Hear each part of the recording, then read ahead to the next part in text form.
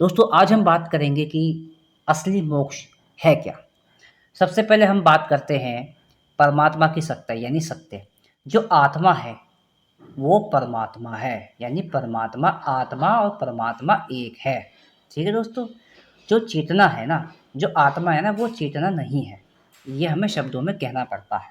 इसके लिए जो चेतना है वो बंधन है, वो इसलिए चेतना में परिवर्तन है। परमात्मा को हम जान नहीं सकते, वो अज्ञात है, सर्वव्याप्त है, निर्लेप है, इसको हम सत्य कह नहीं सकते। दोस्तों ये जो सर्वव्याप्त है, निर्लेप है ना, जो अज्ञात है, ये परमात्मा के गुण हैं। ठीक है, तो बस हम कह सकते हैं, यानी शब्दों में वो सर्वव्याप्त है। ठीक है, अगर हम ये कहें कि वो निर्लेप है तो हमारे मन में क्वेश्चन आएगा कि लेप को किसने आधार दिया। ठीक है दोस्तों, शून्य अगर परमात्मा लेप है, शून्य अगर परमात्मा लेप है तो परमात्मा खंड हो जाएगा, वो अखंड नहीं बन पाएगा, यानी वो असत्य में परमात्मा आ जाएगा। अगर शून्य ने परमात्मा को आधार दिया तो परमात्मा किस में आया? समय में आया दोस्तों। ठीक है, जहाँ समय है वहाँ बंधन है, वहाँ परिवर्तन है। तो अब हम बात करते हैं असत्य परिवर्तन दुख यानी समय। जो समय है ना वो वही परिवर्तन है दोस्तों। ठीक है, एग्जाम्पल के लिए जैसे झूठा यानी सफ़ेद रोशनी सकारात्मक, काला साया यानी नकारात्मक। तो ये जो है ना सकारात्मक नकारात्मक ये सब परिवर्तन में आते हैं, यानी ये झूठ है। ठीक है, अब ये जो शून्य है ना उसके अंदर क्या क्या आता है? तत्व आता है, असत्य आता है, अतत्व आता है, स्थूल सूक्ष्म अति सूक्ष्म। ठीक है, जन्म पैदा होना चलना मरना सीखना सब कुछ खत्म। यानी जो शून्य है ना वही दोस्तों समय है, टाइम है, समय है। ठीक है, अब जब कोई इंसान पैदा होता है तो उसके अंदर एक तीन मन होते हैं, उसकी जो चेतना के अंदर तीन मन होते हैं, चेतन, अवचेतन और अचेतन।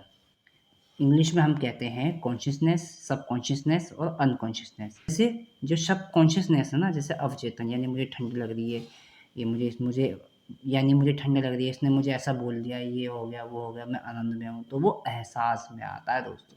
ठीक है, और ये सब क्या है? बंधन है। ठीक है, इनके पार है कुछ नहीं, यानी शून्य। तो शून्य जो है ना ये भी बंधन है। ठीक है, लेकिन परमात्मा ने हम पर दया कर रखी है।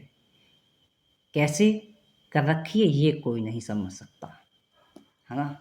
तो यही तो बात है परमात्मा की। शून्य हो गया हमारे माँ और पिताजी। ठीक है दोस्तों, शून्य से पैदा हुआ चेतन की, शून्य से पैदा हुआ यह है चेतन। चेतन की दो अवस्था होती है, अवचेतन और अचेतन। आखिर में जा पहुंचा शून्य में, यानी जो अगर जैसे इसकी मृत्यु होती है, इसकी डेथ होती है, तो वो कहाँ पहुंचेगा? जाके वापस शून्य में आके पहुंचेगा। ठीक है, जो आखिर में पहुंचा कहाँ? शून्य के अंदर। ठीक है, जब तक एहसास कर रहे हैं तो हम मुक्त नहीं हैं, यानी बंधन में हैं। तो अब हमारे मन में एक सवाल आता है कि मोक्ष मिलेगा फिर किसको? ठीक है, मोक्ष का मतलब होता है जीवन मृत्यु और पुनर्जन्म के चक्र से मुक्त होना ही मोक्ष होता है। ठीक है, जो भी है चक्र जो है, जन्म मृत्यु पुनर्जन्म से चक्र से मुक्त होना ही मोक्ष होता है। यानी मैं का मिटना। जैसे हम कहते हैं ना कि जैसे भाई मेरे को ये लग गया है, ये मेरा काम है, ये है वो है ना। तो मैं का मिटना ही पूर्ण मरण है, मतलब मैं बिल्कुल भी नहीं बचना चाहिए। अगर ये बचा तो कहाँ जाएगा? जाके ये जाएगा शून्य में। ठीक है, आई होप कि आप समझ रहे होंगे परमात्मा की कृपा से दोस्तों। ठीक है, ठीक है, तो मैं का मिटना ही पूर्ण ही असली मोक्ष है। फिर बचेगा कौन? यानी सत्य। सत्य यानी परमात्मा। परमात्मा, ठीक है, ये परमात्मा परमानेंट है। ठीक है, हम नहीं थे, हम थे, लेकिन परमात्मा शून्य के परे है। ठीक है, परमात्मा शून्य नहीं है। आई होप कि आप समझ रहे होंगे।